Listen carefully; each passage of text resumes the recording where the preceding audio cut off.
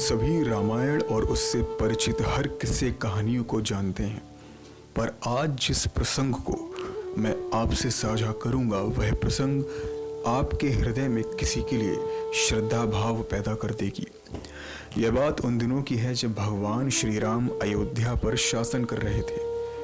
उस समय उनके पास ऋषि अगस्त का आगमन हुआ और बातों ही बातों में लंका विजय का प्रसंग छिड़ गया।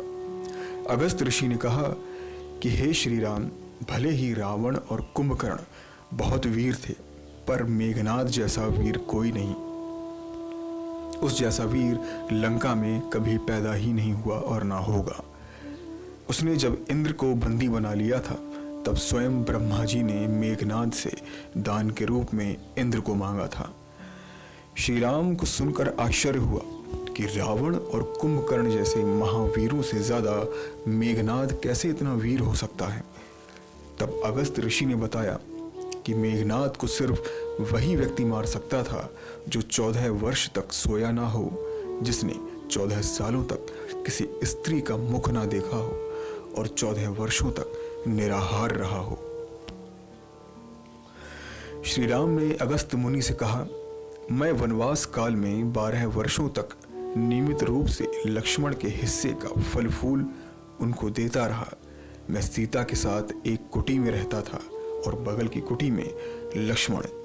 फिर सीता का मुख ना देखा हो और 12 वर्षों तक सोए ना हो, ऐसा कैसे संभव है।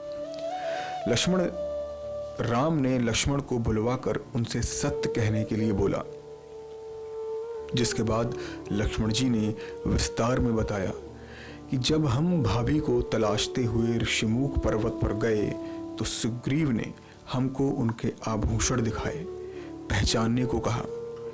आपको स्मरण होगा कि मैं तो सिवाय उनके पैरों के नुपुर के कोई आभूषण नहीं पहचान पाया, क्योंकि मैंने कभी भी उनके चरणों के ऊपर नहीं देखा। आप और माता एक कुटी में सोते थे।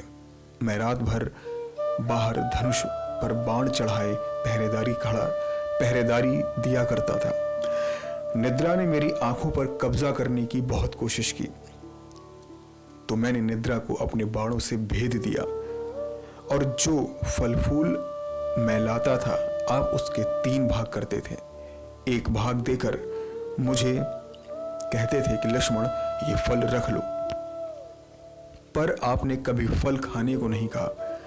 फिर मैं बिना आपकी आज्ञा के उस फल को कैसे खाता। मैंने आज भी उन्हें संभाल कर रखा हुआ है। ये सुनकर श्री राम के आंखों में आंसू आ गए और उन्होंने कहा कि भले ही मैंने और सीता ने कई त्याग किए हों, पर वो सारे त्याग तुम्हारे त्याग और बलिदान के आगे कुछ भी नहीं। ऐसे ही विचित्र और रहस्यमयी कहानियों के लिए हमारे नेक्स्ट 9 स्पिरिचुअल को सब्सक्राइब करें। नेक्स्ट 9 स्पिरिचुअल से अभिषेक चौहान की रिपोर्ट।